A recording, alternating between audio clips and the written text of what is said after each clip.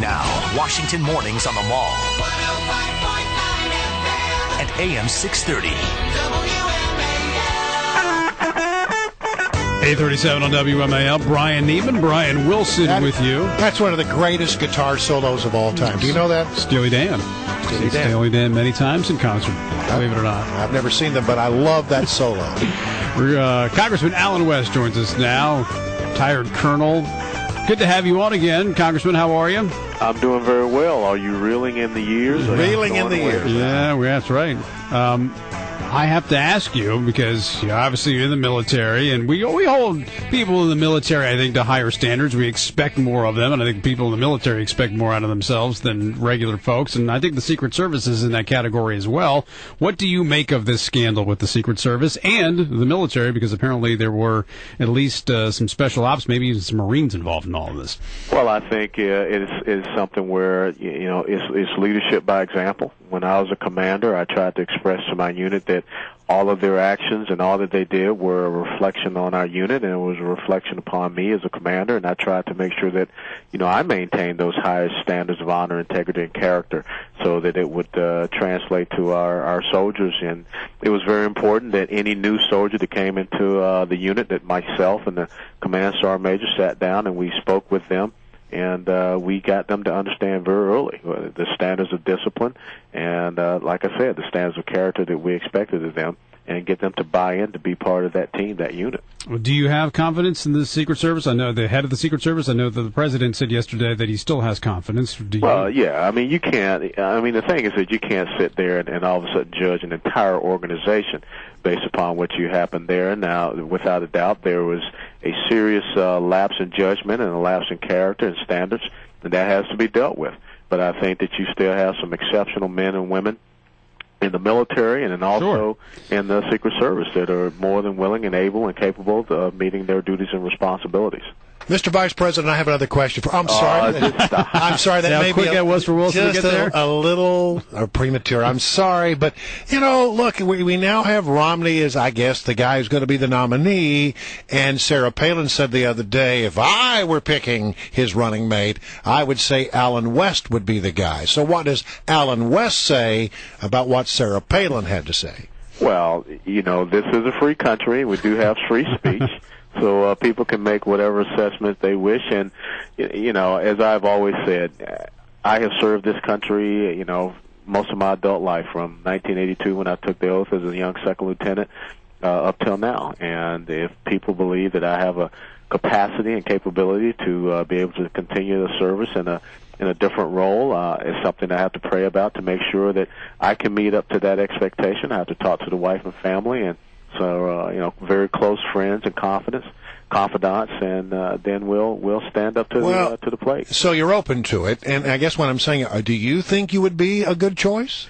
Well, that's kind of no. I got to add. No, seriously. Look, you come from Florida. You would obviously be a choice that a lot of conservatives would like, and conservatives, Mitt Romney's got a problem with some conservatives, and a lot of people would say, well, he went to a conservative vice president running mate. That makes me feel a little better about Mitt Romney. Do you think, looking at the facts, objectively, that you would be a good choice? You know that here in Washington, D.C., there's the inside baseball crowd, the pundits, the consultants, and everyone that will sit down and look at all the pros and cons, and they will make, their recommendation to the governor. And I guess the person that's in charge of his selection committee, I heard her name mentioned yesterday.